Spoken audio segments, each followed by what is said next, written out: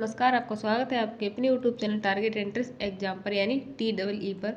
दोस्तों I hope आप लोग अच्छे होंगे, स्वस्थ होंगे और अपनी तैयारी अच्छे से कर रहे होंगे। ठीक है, तो दोस्तों अभी तक हम लोगों ने TGT PGT होम साइंस के 15 प्रैक्टिस सेट कर लिए थे और आज हमारा 16वां प्रैक्टिस सेट। ठीक है, तो चलिए हम आज का पहला क्वेश्चन देखने क्या है। पहला क्वेश्चन नंबर 95 है, RDI इससे प्रभावित होता है।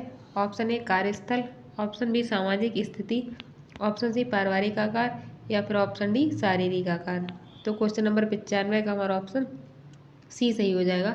RDI या फिर संतुलित आहारीय अंतर्ग्रहण किससे प्रभावित होता है? पारिवारिक आकार से। ठीक है, पारिवारिक आकार से कैसे प्रभावित होगा? अगर हमारा परिवार बड़ा है और कमाने वाला एक है तो क्या है, खर्च करने वाले क्या होंगे? ज़्यादा होंगे। तो इससे भी हमारा प्रभाव पड़ेगा क्योंकि इससे क्या होगा, पोषण की पूर्ति नहीं हो पाएगी। ठीक है, चलिए यहाँ पे हमारा ऑप्शन सी सही हो जाएगा। क्वेश्चन नंबर 96 है, चावल और दालों को अलग खाने की अपेक्षा खिचड़ी जो दाल चावल से ही बनती है उसमें अधिक पौष्टिकता क्यों होती है? ऑप्शन ए दाल लाइसिन प्रदान करता है जो चावल में कम है, ऑप्शन बी चावल मेथिओनिन प्रदान करता है जो दाल में कम है, ऑप्शन सी चावल विटामिन सी प्रदान करता है जो दाल में कम है, या फिर ऑप्शन डी ए और बी दोनों सही हैं। तो क्वेश्चन नंबर 96 का हमारा ऑप्शन डी सही हो जाएगा। क्या है? ए और बी दोनों सही हैं। ठीक है, चलिए अगला क्वेश्चन है। क्वेश्चन नंबर 97 है, गर्भावस्था में प्रोटीन की मांग बढ़ जाती है क्योंकि ऑप्शन ए गर्भस्थ शिशु के विकास के लिए, ऑप्शन बी गर्भवती की ऊर्जा की मांग पूर्ति के लिए, ऑप्शन डी रक्त निर्माण के लिए, ऑप्शन डी है अस्थि निर्माण के लिए। तो क्वेश्चन नंबर 97 का हमारा ऑप्शन ए सही हो जाएगा। प्रोटीन की मांग क्यों बढ़ जाती है? तो गर्भस्थ शिशु के विकास के लिए बढ़ जाती। ठीक है, और एक गर्भवती स्त्री को गर्भावस्था में कितनी 15 ग्राम प्रोटीन अतिरिक्त लेनी पड़ती है। ठीक है, कितनी 15 ग्राम प्रोटीन अतिरिक्त लेनी पड़ती है। चलिए अगला क्वेश्चन है। दोस्तों क्लास को लाइक और शेयर करिए ताकि आपके जो भी भाई बहन पड़ोसी दोस्त रिश्तेदार कोई भी होम साइंस से तैयारी कर रहे हैं तो वो भी अपनी तैयारी को अच्छे से कर पाए। ठीक है, चलिए उन लोगों तक भी क्लास शेयर कर दीजिए ताकि वो भी आ जाए क्लास में। चलिए क्वेश्चन नंबर 98 है, अतिसार के रोगी को भोजन देना चाहिए। ऑप्शन ए कम रेशा युक्त, ऑप्शन बी ज़्यादा रेशा युक्त, ऑप्शन सी प्रोटीन में भरपूर या फिर ऑप्शन डी वसा में भरपूर। क्वेश्चन नंबर 98 का हमारा ऑप्शन ए सही हो जाएगा। अतिसार के रोगी को भोजन कम रेशा युक्त देना चाहिए। ठीक है, अतिसार को क्या, अतिसार को हम दस्त भी कहते हैं। ठीक है, चलिए अगला क्वेश्चन है। क्वेश्चन नंबर 99 है, गर्भावस्था के दौरान कुल प्रोटीन बनती है। Option A 900 gram, option B 700 gram, option C 1200 gram या फिर option D 1500 gram. Question number 99 का हमारा ऑप्शन ए सही हो जाएगा। कितनी बनती है? 900 ग्राम प्रोटीन बनती है। ठीक है, चलिए अगला क्वेश्चन है। क्वेश्चन नंबर 100 है, अंडे के छिलके की संरक्षण आवरण निम्न है। Option A pericarp, option B rennin, option C cuticle या फिर ऑप्शन डी एपीमाइसिन। क्वेश्चन नंबर 100 का हमारा ऑप्शन सी सही हो जाएगा। संरक्षण आवरण कौन सी है? तो क्यूटिकल है। ठीक है, चलिए अगला क्वेश्चन है। क्वेश्चन नंबर 101 है, पाश्चुरीकृत दुग्ध की क्षमता की जांच की जाती है। ऑप्शन ए कालीफार्म टेस्ट प्रयुक्त करके, ऑप्शन बी आयोडीन टेस्ट प्रयुक्त करके, option C nitric acid test प्रयुक्त करके या फिर ऑप्शन डी है फास्फेटेज टेस्ट प्रयुक्त करके। तो क्वेश्चन नंबर 101 का हमारा ऑप्शन डी सही हो जाएगा। कौन सी टेस्ट प्रयुक्त करते हैं? फास्फेटेज युक्त टेस्ट प्रयुक्त करते हैं। ठीक है, चलिए अगला क्वेश्चन है। क्वेश्चन नंबर 102 है, मानव शरीर में जल की मात्रा लगभग होती है। Option A 35%, option B 45%, option C 65% या फिर ऑप्शन डी 75%। तो क्वेश्चन नंबर 102 का हमारा ऑप्शन सी सही हो जाएगा। कितनी होती है? 65% होती है। ठीक है, कितनी? 65% होती है। एक सामान्य वयस्क व्यक्ति के शरीर में औसतन कितनी 50 से 65 होती है और एक छोटे बच्चे में जल की मात्रा 45 से 50 होती है। ठीक है, छोटे बच्चे में कितनी होती है? 45 से 50 होती है और जो अवयस्क व्यक्ति होते हैं उनमें कितनी? 50 से 65 होती। ठीक है, 50 से 65। ठीक है, चलिए अगला क्वेश्चन है। क्वेश्चन नंबर 103 है, घर पर जल शुद्ध करने की उपयुक्त विधि है। घर पर जल शुद्ध करने की उपयुक्त विधि कौन सी है? ऑप्शन ए ब्लीचिंग पाउडर द्वारा, ऑप्शन बी उबालकर, ऑप्शन सी क्लोरोनीकरण या फिर ऑप्शन डी अवक्षेपण। तो क्वेश्चन नंबर 103 का हमारा ऑप्शन बी सही हो जाएगा। घर पर जल शुद्ध करने की सबसे उपयुक्त विधि कौन सी है? तो सबसे उपयुक्त विधि है उबाल कर, ठीक है। कौन सी? उबाल कर हम जल को शुद्ध करते हैं, ठीक है। चलिए अगला क्वेश्चन है, क्वेश्चन नंबर 104 है, जल की कठोरता का कारण है। ऑप्शन ए जल में क्लोरीन गैस का पाया जाना, ऑप्शन बी जल में तैरने वाली अशुद्धियों का पाया जाना, ऑप्शन सी जल में सोडियम क्लोराइड का पाया जाना, या फिर ऑप्शन डी जल में कैल्शियम तथा मैग्नीशियम के कार्बोनेट तथा क्लोराइड अथवा सल्फेट का पाया जाना। तो क्वेश्चन नंबर 104 का हमारा ऑप्शन डी सही हो जाएगा। जल में कैल्शियम तथा मैग्नीशियम के कार्बोनेट तथा क्लोराइड अथवा सल्फेट का पाया जाना ही क्या है? जल की कठोरता का कारण है, ठीक है। चलिए अगला क्वेश्चन है, क्वेश्चन नंबर 105 है, कौन सा पोषक तत्व शरीर में सबसे बड़े प्रतिशत में मौजूद होता है? दोस्तों ये जितनी भी क्वेश्चन है ये काफ़ी महत्वपूर्ण है आप लोगों के लिए, ठीक है। तो आप लोग इनको अच्छे से पढ़िएगा और अपने एग्जाम में अच्छे से करिएगा, ठीक है। और एग्जाम में आप जब भी आप लोग एग्जाम दें तो क्या करें कि क्वेश्चन को सबसे पहले ध्यान से पढ़िएगा, ठीक है। एक नहीं, आप 2 बार पढ़िए। अगर एक बार में समझ में नहीं आ रहा तो 2 बार क्वेश्चन पढ़िए और पूरे क्वेश्चन को ध्यान से पढ़ने के बाद ही आंसर दीजिएगा, ठीक है। क्योंकि कभी कभी क्या होता है, क्वेश्चन पढ़ने में गलती कर देते हैं और फिर वहाँ पे हम गलत आंसर टिक कर देते हैं, तो हमारा जो सरल क्वेश्चन होता है वो भी हमारा गलत हो जाता है। तो इसीलिए आपको ध्यान से पढ़ने के बाद ही अपना आंसर देना है, ठीक है। चलिए इस क्वेश्चन का आंसर होगा क्या, बताइए क्या होगा इसका? Option A vitamin, option B खनिज पदार्थ, ऑप्शन सी पानी, ऑप्शन डी कार्बोहाइड्रेट। तो क्वेश्चन नंबर 105 का ऑप्शन सी सही हो जाएगा। वो क्या होगा? पानी, ठीक है। चलिए अगला क्वेश्चन है, क्वेश्चन नंबर 106 है, एक भारतीय महिला की प्रतिदिन की लहू की आवश्यकता है। ऑप्शन ए 30 माइक्रोग्राम प्रति किलो, ऑप्शन बी 26 माइक्रोग्राम प्रति किलो, ऑप्शन सी 14 माइक्रोग्राम प्रति किलो, या फिर ऑप्शन डी उपरोक्त में से कोई नहीं। तो क्वेश्चन नंबर 106 का हमारा ऑप्शन ए सही हो जाएगा। कितनी आवश्यकता है? 30 माइक्रोग्राम प्रति किलो की आवश्यकता है, ठीक है। चलिए अगला क्वेश्चन है, क्वेश्चन नंबर 107 है, इसमें सूची दी हुई है तो उन्हें मिलान करना, एक तरफ रोग है और एक तरफ क्या है? उनके लक्षण है, ठीक है। चलिए यहाँ पर उसे थोड़ा छोटा कर देती हूँ ताकि आप लोगों को पूरा क्वेश्चन दिख जाए, ठीक है। तो यहाँ पर ये रोग दिए हुए हैं, रिकेट्स, फ्लोरोसिस, बेरीवीर और पेलेग्रा। इधर ये लक्षण है डेलीरियम, पैरास्थेसिया, मोटल दांत, कायफोसिस और फिर पॉलीयूरिया। तो क्वेश्चन नंबर 107 का ऑप्शन डी सही हो जाएगा, यानी कि ए का कौन सा हो जाएगा? रिकेट्स का, कायफोसिस और फ्लोरोसिस का, मोटल दांत और बेरी का पैरास्थेसिया और पेलाग्रा का डेलीरियम, ठीक है। तो यहाँ पे आपको ऐसे देखना, ठीक है। चलिए अगला क्वेश्चन है, क्वेश्चन नंबर 108 है, बसा अघुलनशील है। बसा किसमें अघुलनशील है? ऑप्शन ए ईथर में, ऑप्शन बी पानी में, ऑप्शन सी कार्बन टेट्राक्लोराइड, या फिर option D chloride. Question number 108 का ऑप्शन बी सही हो जाएगा। बसा क्या है? बसा पानी में अघुलनशील है, ठीक है।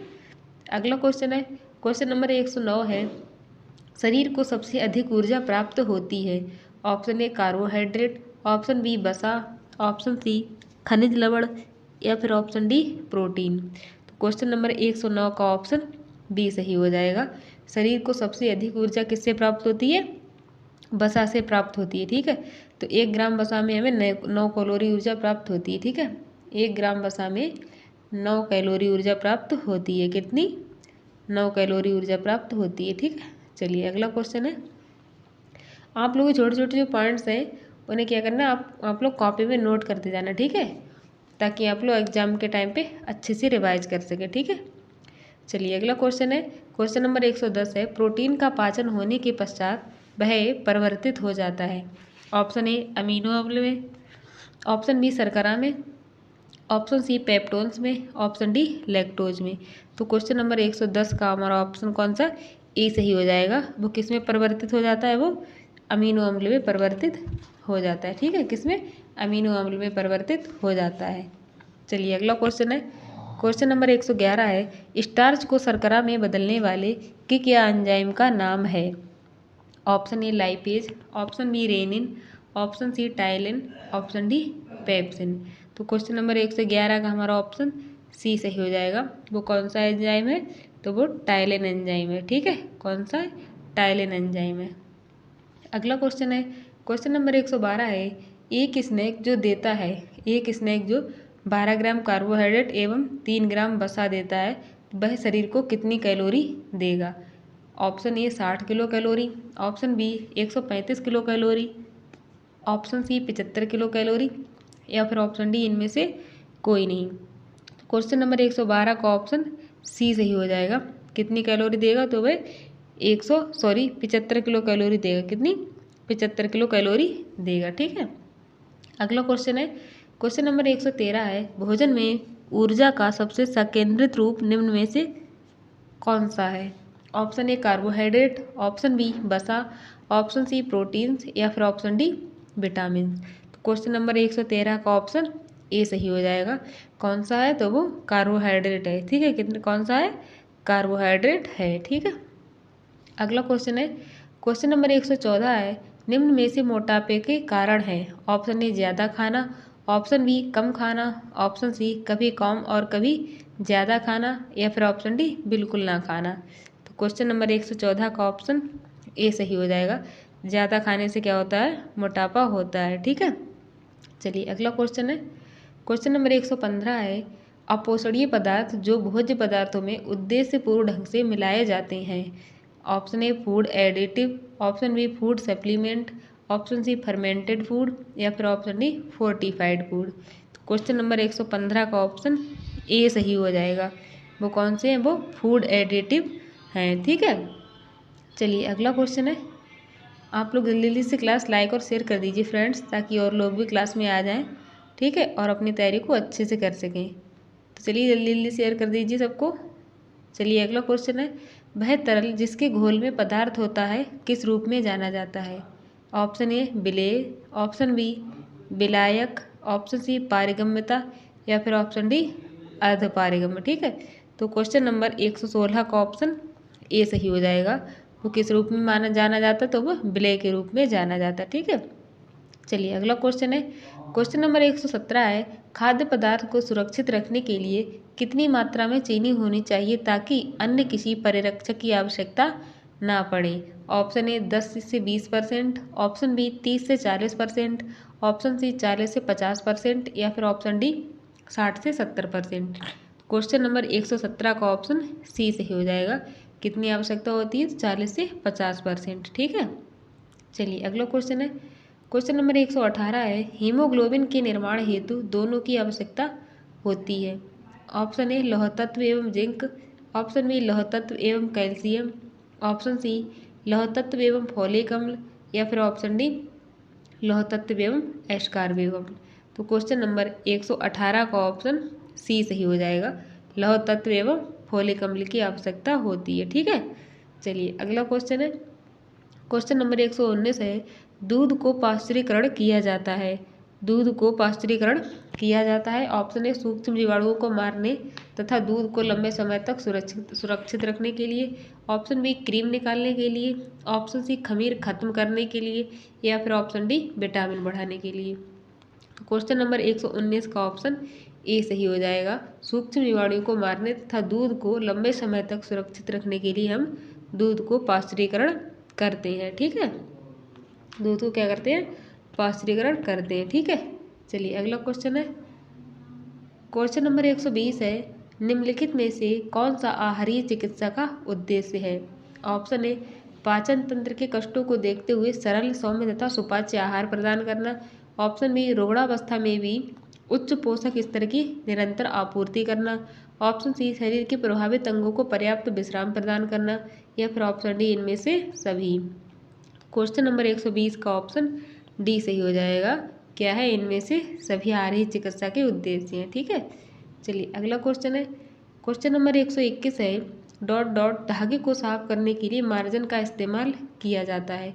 ऑप्शन ए सूत, ऑप्शन बी रेशम, ऑप्शन सी लेलन या फिर ऑप्शन डी ऊन। तो क्वेश्चन नंबर 121 का हमारा ऑप्शन डी सही हो जाएगा। ऊन को साफ करने के लिए मार्जन का इस्तेमाल किया जाता है। ठीक है।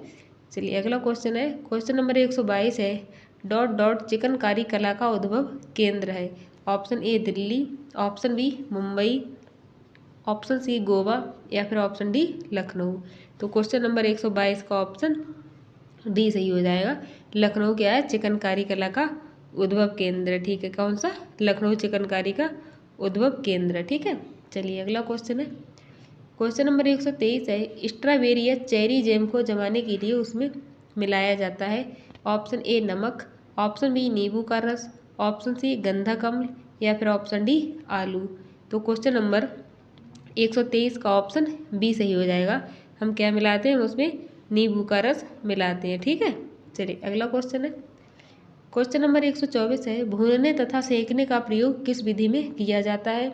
ऑप्शन ए जल द्वारा पकाने की विधि में, ऑप्शन बी वाष्प द्वारा पकाने की विधि में, ऑप्शन सी है चिकनाई द्वारा पकाने की विधि में या फिर ऑप्शन डी वायु द्वारा पकाने की विधि में। तो क्वेश्चन नंबर 124 का हमारा ऑप्शन डी सही हो जाएगा। वायु द्वारा पकाने की विधि में हम क्या करते हैं? भूनने तथा सेंकने का प्रयोग करते हैं, ठीक है। क्वेश्चन नंबर 125 है, सूती कपड़ा जलता है तो उसमें से निकलती है कैसी लौ निकलती है? ऑप्शन ए सफ़ेद लौ, ऑप्शन बी नीली लौ, ऑप्शन सी पीली लौ या फिर ऑप्शन डी नारंगी लौ। तो क्वेश्चन नंबर 125 का हमारा ऑप्शन सी सही हो जाएगा। सूती कपड़ा जलता है तो उसमें से पीली लौ निकलती है, ठीक है। चलिए आज हमारी इतने क्वेश्चन थे। आई होप आप लोगों को क्लास अच्छी लगी होगी। चलिए जितने भी क्वेश्चन हैं दोस्तों ये काफ़ी महत्वपूर्ण है आपके एग्जाम के लिए, ठीक है। तो आप लोग इनको अच्छे से पढ़िएगा और जो भी होम साइंस की तैयारी कर रहे हैं उनको भी क्लास शेयर करिए ताकि वो भी हमारे यूट्यूब चैनल को सब्सक्राइब कर सके और अपनी तैयारी को बेहतर कर सके, ठीक है। चलिए तो आप लोग दोस्तों अच्छे से पढ़िए, खूब मेहनत करिए और अपनी एग्जाम में एक सीट पक्की कीजिए, ठीक है। चलिए आज के लिए इतना ही। धन्यवाद। जय हिंद, जय भारत।